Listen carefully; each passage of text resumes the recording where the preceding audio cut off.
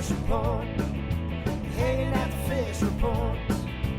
Hanging at the fish report. Hanging at the fish report. For your latest news in high school sports, tune in to the fish report. Don't need no bed, don't need no pull. When you tune in to the fish report. Hanging at the fish report. Hanging at the fish report.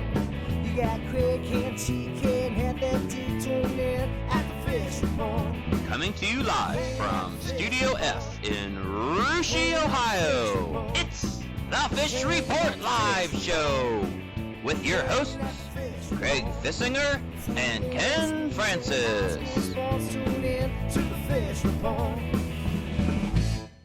Happy Thursday, everyone, and welcome to another Fish Report Live. Thanks for joining us. I'm Craig Fissinger. That is Ken Francis. We're your host. Back in our sound room, TK's got the week off, but Ross is back there filling in for him on the soundboard. Of course, Heavy D's back there behind the cameras. And out in Studio R, it's Kobe ready to talk some MAC football. But before we get to that, Ken, you know, since season number 9 started, all of our guests, all 7 of our shows, we've had guys for interviews. I haven't had a single female. Well, we're going to step outside of that tonight, Craig. We got a great interview tonight, Craig. We're very excited about this one. We've actually had her husband on the show before, Craig, but we've never had Tricia Rosenbeck on the phone, on the show before, and really looking forward to talking to her, Craig. She is the head coach of the St. Henry Redskins volleyball team. She's in her 4th year, Craig. All they've done this year is go 22-2. They're ranked number 1 in the state of Ohio in Division IV. She's got her team preparing for the tough district volleyball tournament this coming week at Kalida High School, Craig. You know, they're going to be taking on the Fort Recovery Indians. Not an easy task there. And then waiting for them will either be the New Bremen Cardinals or the Marion Local Flyers. And, you know, we'll talk about that in a little bit when we talk to Tricia. And going to be an exciting show tonight. Yeah, our first female and our first MAC interview of the season 2, so glad to get both of those in. But, Ken, let's get things started talking some football, and for that, we're going to go out to Studio R and check in with Kobe. And, Kobe, got to hand it to you. Last week, we gave you a bonus prediction. You had to pick that CCC battle between Covington and Arcanum. You picked the upset, the Bucks over the Trojans. You nailed that one, but who could have guessed what was going to happen in the MAC last week? Yeah, who could have really guessed that Anna versus Coldwater game? That was kind of a eye-opener to, I think, every person in the area that follows MAC football.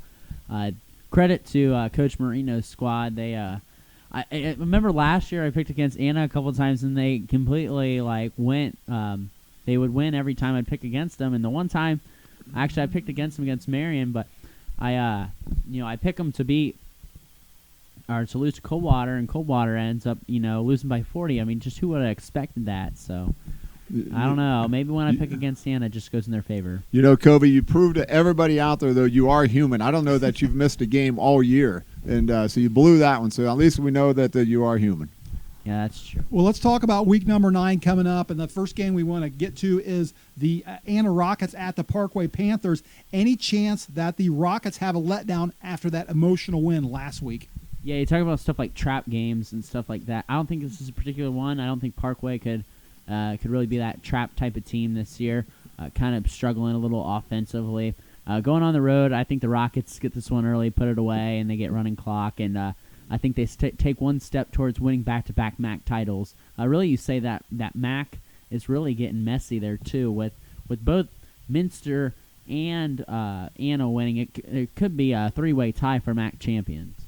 Kobe, let's stay in the MAC and let's talk a little bit about St. Henry traveling to Coldwater. You know, Craig talked a little bit about an Anna letdown. How about this St. Henry team, struggling really bad this year? Is Coldwater ripe for a picking for St. Henry to maybe come in and surprise them? Yeah, St. Henry ended last year that long 22-game losing streak to Coldwater, and Coldwater ultimately beat them in the playoffs.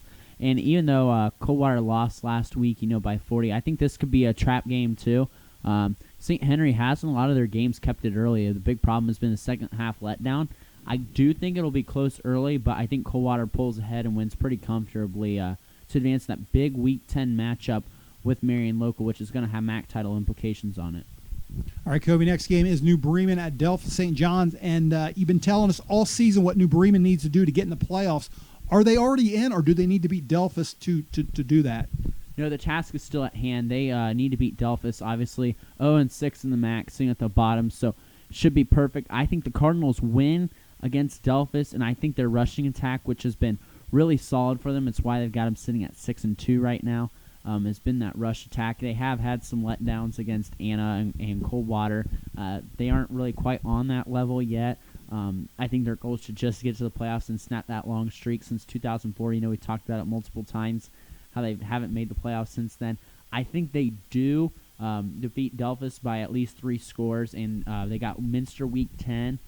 We'll see how that goes, but if they're sitting with 7 wins, if they should beat Delphus Friday, that should result in them getting a playoff berth. Last year they were 6-4, so a 7-3 mark, and beating Versailles, who's Division 5, should get them a lot of points. Kobe, let's stay in the MAC and talk a little bit about the Marion Local Flyers traveling at Fort Recovery. What do you see in this game? I think this potentially could be a good game. Maybe the Flyers aren't quite as good as what they've been in previous years. Fort Recovery, even though they're sitting there at 3-5 overall, I think that's a pretty good football team. Yeah, the big problem has been their defense, letting up big plays. From Fort Recovery, people that talk to, they just struggling really on the defensive end. That's been their big crutch there. And I really think Marion's line up front is going to play a really good game and is actually going to control the line of scrimmage. I think you see Marion come out here playing irate because they don't lose 2 ball games in a season very often, let alone the regular season. So I think you see Marion come in here mad, tough, just ready to play, mean and aggressive. And I think Marion plays Marion football, and they win very comfortably over Fort Recovery. All right, Kobe, and our last MAC game is Versailles at Minster. The Tigers have only scored 1 touchdown in each of the last 3 games. They're going to need more offense than that to challenge Minster at home. Yeah, for sure. And I think I know I talked about St. Henry Coldwater being a trap game. I think you definitely look at this as a trap game as well. Versailles struggling to score offensively, but they have athletes. We talked about them in weeks past. Maybe they've just been saving up the touchdowns for this game. So it could be a trap game, but I think Minster wins by at least 2 scores comfortably. I think that rushing attack, Alex Schmidtmeyer, Jacob Niemeyer through the air, I think is too much for Versailles. I think Minster moves on and really shocks people. I wouldn't expect them as an MAC title contender, even though they're going to make a deep playoff run. Like you said, it's easier to win a state title than win the MAC. But it could be a 3-way tie, and Minster's definitely working towards that. They beat Versailles. They got New Bremen next week. 2 favorable matchups for Minster. So Minster ultimately could surprise people and be MAC champs. All right, great stuff, Covey, and that's going to be our week number 9. We'll look forward to talking to you next week on the last week of the regular season. All right, thanks. All right, Ken, well, we got a big cross-country meet coming up this Saturday, the regional meet up there at Troy on the Levee Banks there. That's a meet you've been to many times. A great venue to watch a race, isn't it? Yes, it is, Craig. I think it's one of the best venues in Ohio. It's too bad they can't run back-to-back weekends there. I'd love to see them run the regional meet there and the state meet there. I think a lot of people would. I've been to a lot of cross-country courses around, and it's a great place to watch. It's very fan-friendly. It's a competitive course. I think the runners like it, the coaches like it, the fans like it. There's a lot of parking, and it's just a great place to hold a regional meet. Well, last week we talked about the district meet, and I let you talk about the girls. Mm-hmm. You picked West Liberty, you picked Fort Laramie to be the top 2 teams. You picked Addie Engel to win the race. You nailed all those picks. The 2 districts combined now up here at Troy. You got that Voice of America district coming up.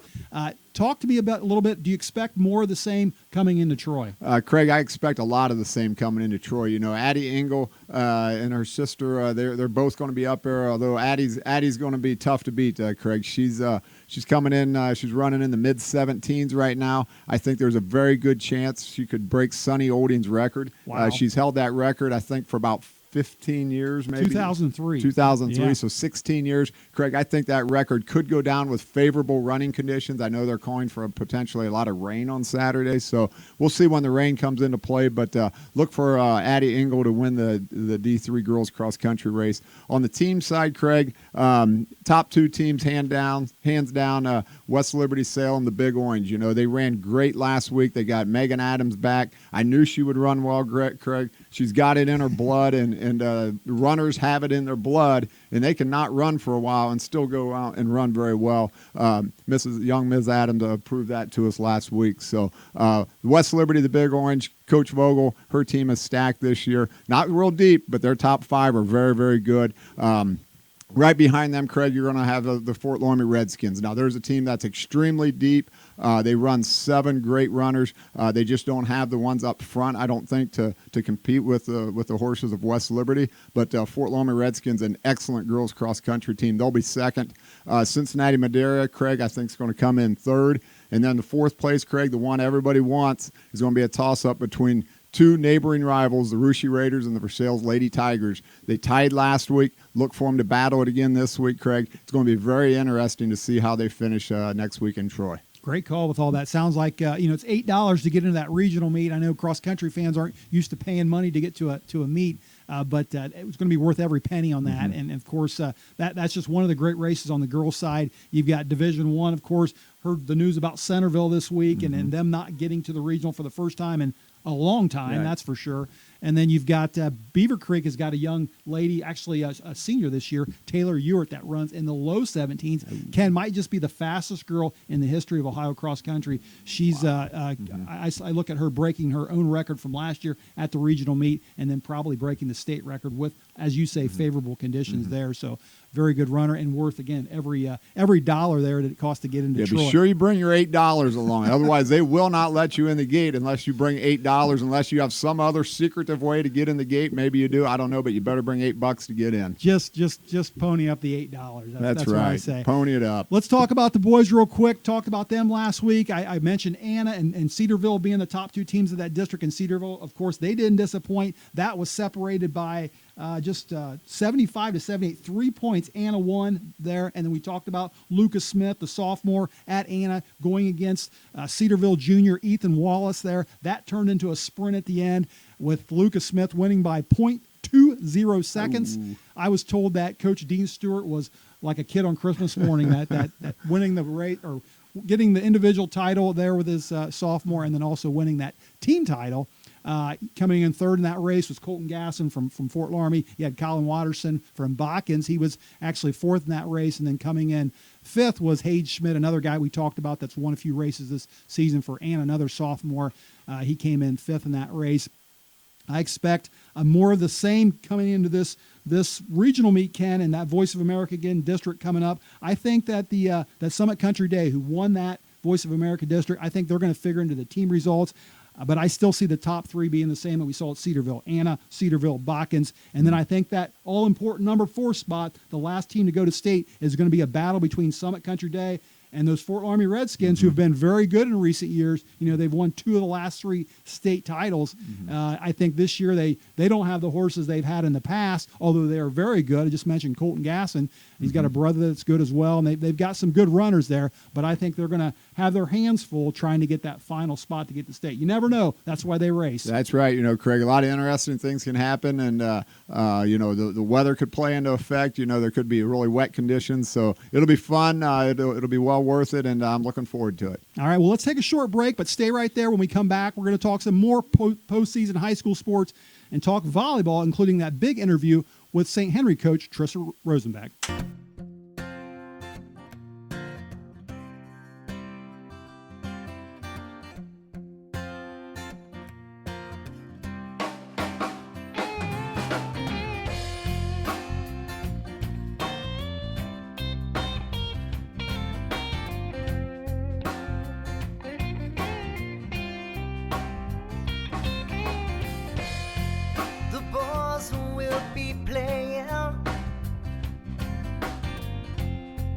Stage at the Leaping Band.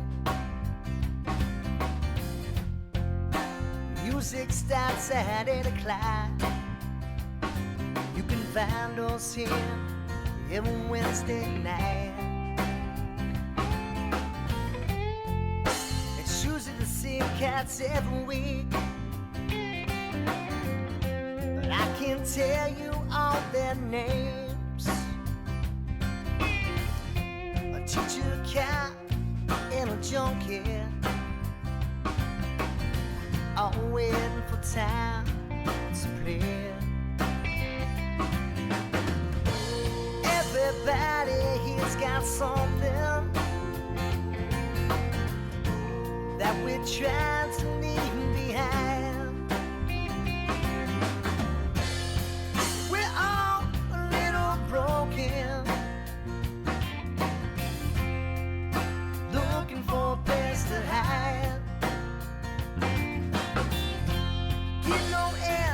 Don't ask any questions.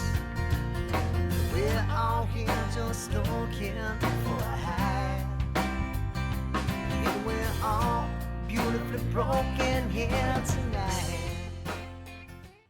And welcome back to the second half of Fish Report Live. Before the break, Ken, we were talking some regular season football, got into a little postseason cross country, and now we're going to talk some postseason volleyball. So that Southwest District setting up for a big Saturday. Let's take a quick look at that. Why don't you tell our viewers what's happening there? Well, Craig, it's going to be a lot of fun when we go over to Troy High School on Saturday and watch a lot of the local teams. The Fairlawn Jets, Craig, they're going to be playing in the first game. And they're going to be playing against Miami Valley Christian Academy. Look for the Jets. Just had a big win over the Lehman Cavaliers, Craig. The Jets are playing well. They're a young team. I look for them to advance to the regional volleyball tournament. The second game, another Shelby County League, Craig, team. You got the Russia Raiders taking on the Franklin Monroe Jets. I think this is going to be the most entertaining match of the day. I think both teams are I know Russia beat Franklin Monroe earlier in the year.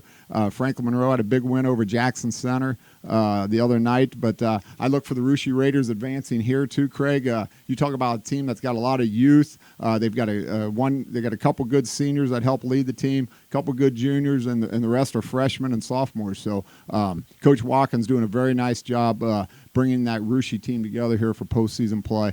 And then the third game of the day, Craig's going to be the Fort Loramie Redskins, one of the top teams in the state of Ohio, taking on Cincinnati Country Day. Look for the Redskins to advance easily in that game right there. So I think all three Shelby County League schools advance, Craig, and it's going to be an exciting regional volleyball tournament the following week. All right, we'll take a quick look at that Northwest District as well, Ken. And how about this here?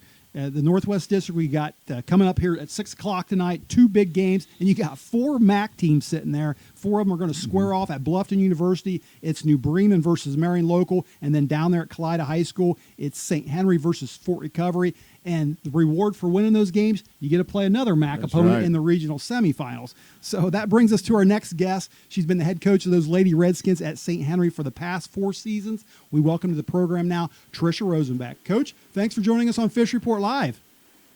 Hey, thanks for having me.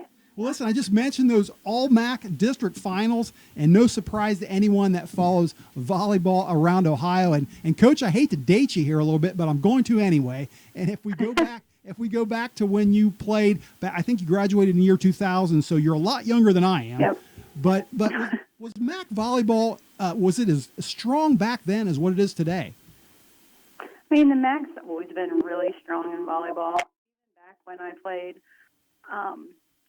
it just felt like when we played, though, there was maybe 2 or 3, maybe 4 really, really strong teams, and the rest weren't quite as competitive.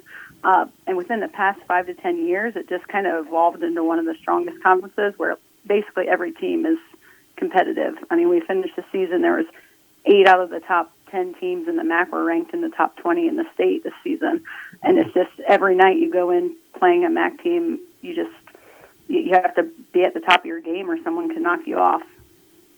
Well, Coach, when we talk about successful teams, sometimes we talk about turning points during the season, and it's hard to say that about your team because you only have 2 losses. But the 2 losses you do have, you dropped a game against the number 1 ranked team in Division III, Ottawa Glandorf, and that was back at the end of September. And then you dropped a game against conference foe Coldwater. We have to go all the way back to the end of August for that. After those losses, Coach, did your team get any better, or did you learn anything from those losses? Absolutely. The Coldwater loss was, that was a tough one to take. It was definitely an eye-opener for our team, for me, for the coaching staff. We watched some film and just kind of saw how undisciplined we were throughout the match. So we knew, we needed to get back to fundamentals, and since then, we focused a lot on discipline and defense and blocking and base. And that game, too, our mental toughness was definitely not where it needed to be. So since then, we've really been focusing on being mentally tough, being mentally focused. And since then, we've played some really tough matches. We 1-5 versus Bremen, 1-5 versus Versailles. So I think our mental toughness has definitely gotten better since then as well. Coach, hi, this is Ken. Let's talk a little bit about your roster. And we're going to start, of course, first with the triplets that you've got on the team, the Vaughn sisters. It's very neat. I feel that you got triplets on your team, and it's Addie, Marla, and Nora Vaughn. Three great players for you. I know Addie is already committed to play D1 volleyball at Tennessee Martin. Tell us about these three girls, how they're important to your team on the court, but as well as off the court, and what they mean to St. Henry volleyball. I mean, these girls, we've heard about them since they were little. You know, their mom was a big St. Henry volleyball player, and, coming up, they've just always been athletic, and volleyball's kind of been their sport that they were interested in, and they just love it. They love being in the gym. They're the ones who bring energy and laughter, and they're three great girls, and they have so many similarities, but then they're each, so unique in their own way. You know, Addie's a setter, then Nora's our middle, and then Marley's our libero. So they each play a different position, and all three of them just excel at those positions. And, they're one of the main reasons why we're so successful. They're just super athletic, and they do some great things out there. And, next season we're definitely going to miss having those three both on the court and off the court leadership-wise. Coach, another important senior for you on your team this year, another college commit going to the University of Findlay, which is Division II, so another excellent volleyball program, is Hannah Bruns. Tell us about Hannah, the importance of her role, and what she's going to have to do well this weekend to get your team to the regionals. To be honest, I think Hannah might be one of the most athletic players that I've ever coached. She's a 6-rotation player for us, and she's one of our primary passers, one of our best defenders in the back row. She's our go-to person no matter where she is, if she's in the front row or the back row. And, if she gets going, she's really, really, really hard to stop. So this weekend, we're hoping that's where she's at, and we can get her, involved both offensively and defensively. And like I said, when she's on, she's on.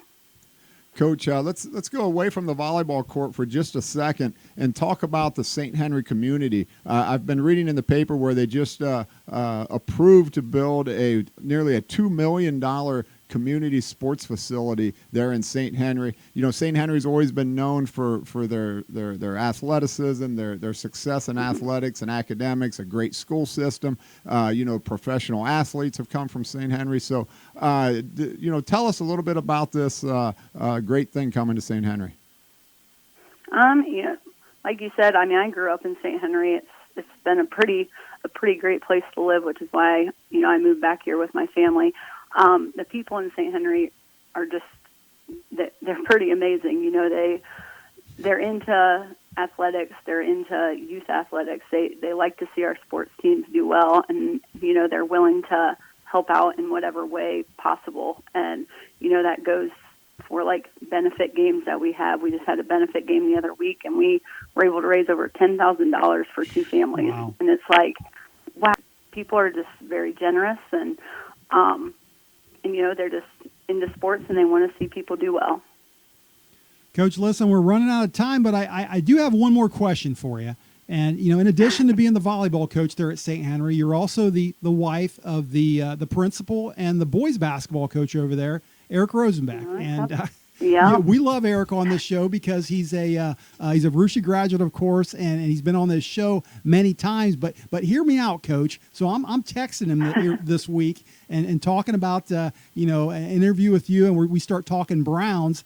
And he's listen. I'm like, I told him, what do you think of the Browns? He goes, it's going to be fine. They're going to be 10-6. They're going to get in the playoffs. And I'm one of these guys. I watched the game with my sons, and I know both of our families are Browns fans. I'm throwing things around the room and yelling, and he's acting all relaxed.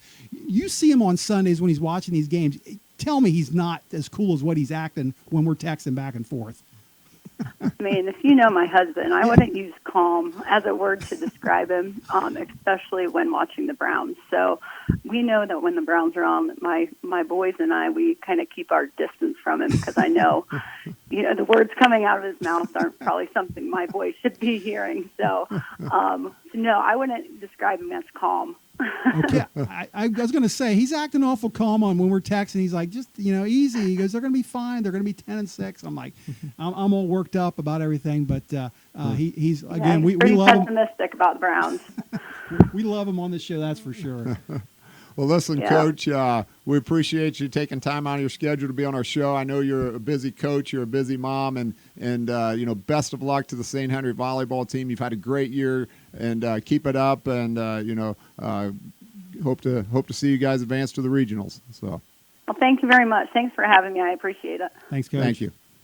All right, that was the head coach of the St. Henry Redskins, Tricia Rosenbeck. And Ken, you mentioned those Vaughn sisters. I don't know if you know this, but they are not only talented in volleyball, they're also excellent singers. I did not know that. If you type in Vaughn Sisters St. Henry on YouTube, you can find all kinds of performances they've done. Wow. And I think they should be on like America's Got Talent or The Voice or one of these. But they're awesome singers. You got to look them up. I will. I'll check them out. One more volleyball note too. We don't want to forget about our neighbors over in Versailles. Some folks I know follow Division III. They had a big game on Wednesday versus Anna. They won their game against the Rockets. So Versailles is doing very well and marching on in the tournament as well. So congratulations to the Tigers and congratulations to Anna, who had a very good season as well. Mm-hmm. All right, well, let's head back to the sound room and check in with TK and Ross back there. Ross filling in, or excuse me, Heavy D and Ross. TK has the week off. Ross, thanks for helping us with a soundboard back there.